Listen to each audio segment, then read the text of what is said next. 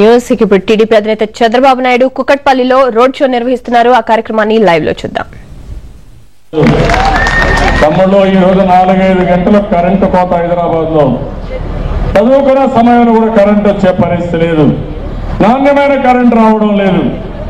ఇంకో పక్క మీరంతా కూడా ఇంటి పన్ను కడుతున్నారు, మురికాలను రిపేర్ చేయరు. ఇలాంటి సమస్యలు చాలా వచ్చాయి.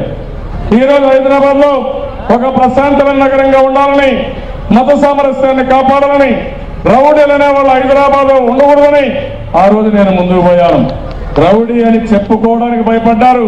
ఎవరైనా ఉంటే హైదరాబాద్ నుంచి పారిపోయారు తప్ప హైదరాబాద్ లో రౌడీలు అనేవాళ్ళు లేకుండా చేసిన గడప తెలుగుదేశం పార్టీని. తమ్ముళ్ళు ఈ రోజు చూస్తున్నారు, భూ కబ్జాదారులు అంతా హైదరాబాద్కు వచ్చారు. జైలు నుంచి నేరుగా ఫోన్ చేసి సెటిల్మెంట్ చేస్తున్నారు. ఇది ఎక్కడ న్యాయమో నాకైతే అర్థం కాలేదు. ఇంకో పక్కన చూస్తే పులివెందుల వాళ్ళు వచ్చాం, కడప నుంచి రౌడీ రాజశేఖర రెడ్డి గారి మనుషులు వచ్చామని నేరుగా మీ ఇండ్లకు ఫోన్ చేసి బెదిరించే పరిస్థితికి వచ్చారు.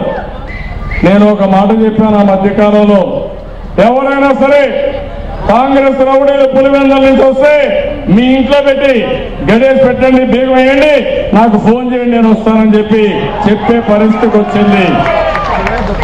తమిళలో మీరు చూస్తే ఈ రాష్ట్రంలో ఈ దేశంలో మాఫియా రాజకీయాలు వచ్చాయి. మీరు ఒకసారి చూడండి, మీరంతా చదువుకున్న తమ్ముళ్ళు. జార్ఖండ్ లో ఆడ కూడా మధు కూడా గనుల్లో డబ్బులు కొట్టేశాడు. మామూలుగా 5,000 కోట్లు స్విస్ బ్యాంకుల్లో పెట్టాడు, ఆఫ్ షోర్ లో ఇన్వెస్ట్మెంట్లు పెట్టాడు, కంపెనీలు కొన్నారు. ఇటీవల కాంగ్రెస్ వాళ్ళందరూ పట్టుకున్నారు. చాలా సంతోషం. అవినీతి పరుల్ని మనం శిక్షించాలి, అప్పుడే అభివృద్ధి జరుగుతుంది.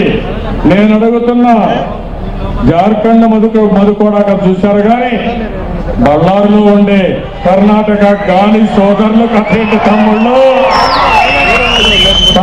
ఆంధ్ర మధుకోడాక పొంగతేండి తమ్ముళ్ళు.